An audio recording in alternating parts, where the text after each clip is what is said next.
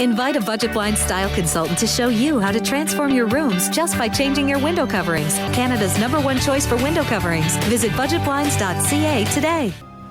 This is Newcap News with Bart Pediasic.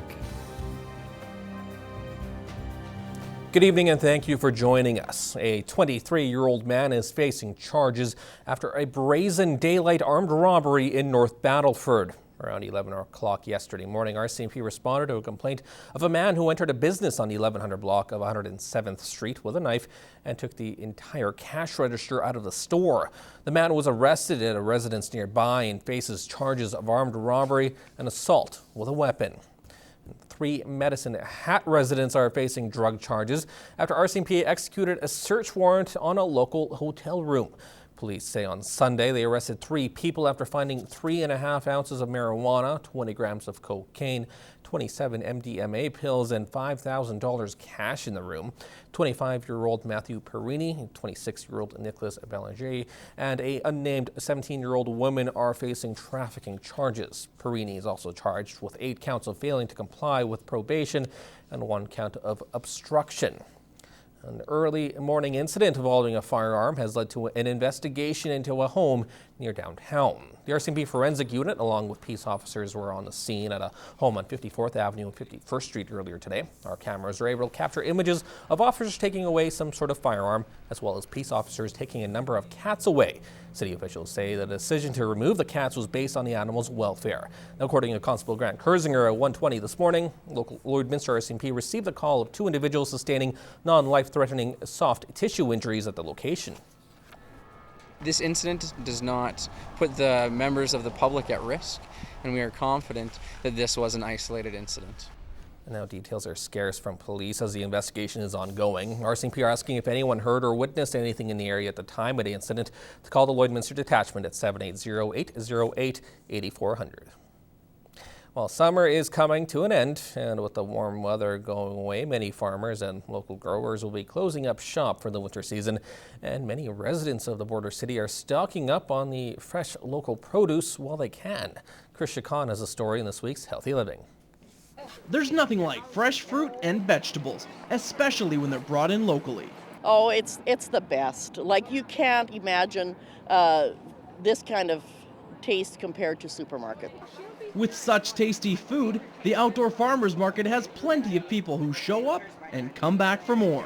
The response to the public is excellent. We have had so many people have come along and said, you know, this is the best thing that's ever happened, is having an outdoor market. So the response is nothing but positive. The market is on its 6th year and going strong. And aside from all the fresh food, what is it that has all these people coming back? They don't use any chemicals to grow their products, like they don't use anything artificial. Although many of the fruits and vegetables are not organic, the fact that they are chemical-free makes a big difference for many. I just want them to be healthier, and I just don't see putting chemicals into their body that aren't necessary is something that I should do. Local vendor Joe Van Gool works hard to bring the freshest of fruit. He gets it directly pulled and drives right away to the market. He says the quality of his products has had an overwhelming response. The feedback's really good. You know, it makes me feel like I'm doing the right thing anyway, right? Because the customers are just super happy. Joe and his family-run business have already started making plans for next year. They will be adding cherries, beans, and corn. The outdoor farmers market will be wrapping up at the end of this month. Chris Chacon, Newcap News. Area producers are ramping up their efforts as the growing season is heading for a close. Combines are running as a race is on to get the crop in. In this week's Agriculture Report, Gerard Lampow visits one area partnership that's getting the grain in the bin. It's your whole livelihood out there, so you want to get it in the bin as soon as you can. Ryan Gabrielson and his brother Craig are harvesting wheat with their neighbor Glenn Garton. While the county has declared an agriculture disaster, these producers have been riding their luck. We're doing all right. Like, we're fortunate where we got some late rains and some thunder showers that went through here. Anybody that didn't get those late rains or thunder showers, there's nothing. His neighbors to the west who did not get the late rains are suffering more. With the clock ticking as the season changes, producers are facing average to below yield, hoping to break even with quality. The quality of the grain right now is looking good. This is the earlier stuff, so we suspect there may have been a frost a couple weeks ago, so we're not sure what the later quality is going to be like.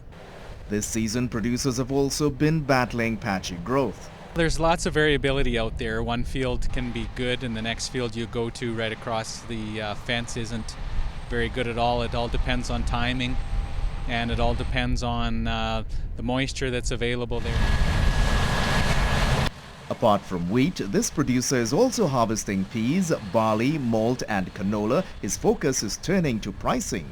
Wheat isn't great because of the US dollar, with the Canadian dollar becoming weaker and the US dollar becoming stronger. It affects the wheat market a lot. Gabrielson has about 30% of his crop in. He says he needs another month to get it all done. Given the challenges of this growing season, he remains philosophical. It's a lot better than we thought in June, so I guess that's the farmer outlook. Gerard Lampow, Newcap News.